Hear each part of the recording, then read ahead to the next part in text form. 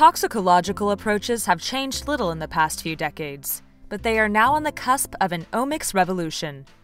Among the greatest challenges in toxicology are elucidating deeper insight into the mechanistic causes of toxicity. How do toxicants interfere with the body's complex network of biological pathways to cause disease?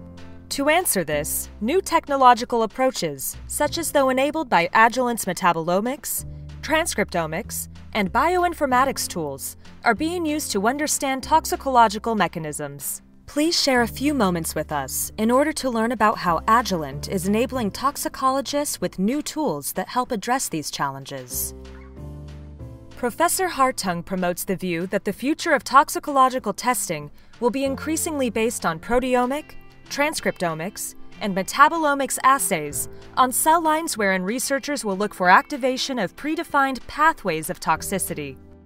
We are seeing that we have developed a very precautionary type of toxicology, which might make it difficult to bring something like aspirin to the market today.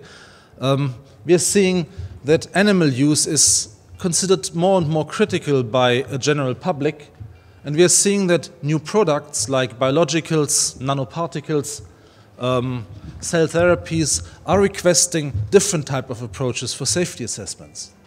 Professor Hartung promotes the view that the future of toxicological testing will be increasingly based upon batteries of assays carried out using cell lines wherein researchers will look at activation of predefined pathways of toxicity. There's probably a couple of hundred ways to harm a cell, but we believe it is not an endless number. For the very simple reason that the number of critical infrastructures in a cell is limited. If we would be able to annotate these pathways, to describe them on a molecular level, we might be able to come up with something like the human toxome as the entirety of pathways of toxicity. And we could start annotating these pathways to cells, to different cell types, and understand why a hepatocyte is vulnerable to a toxicant while a cardiomyocyte is not. We could annotate them to classes of toxicants, understanding what are the critical perturbations which lead to a certain phenotype or hazard manifestation. Hartung believes that up to now, a key change in making sense of the measurement of the up and down regulation of genes, proteins, and metabolites within biological pathways has been the inability to integrate this data with existing knowledge in order to be able to fully visualize, for example, the way in which a drug compound might adversely affect a biological pathway. Agilent's recently launched GeneSpring 12 software addresses this challenge, enabling toxicologists to gain a greater understanding of the mechanisms of toxicity, as well as the more accurate assessment and prediction of toxicological endpoints that could result in, for example, injury to the liver or the development of a human embryo. Stemina Biomarker Discovery is applying state-of-the-art metabolomics to the development of new in vitro toxicity testing methods based on human embryonic stem cells using Agilent LC-MS technology.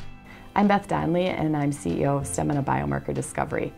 Stemina was founded in 2007 to commercialize a technology that came from the University of Wisconsin, from the laboratory of Dr. Gabriela Cesar. And the idea that Gabby had was a really fundamental one for toxicology. It was, could we build a better way of understanding human developmental toxicology by using human embryonic stem cells and a science called metabolomics?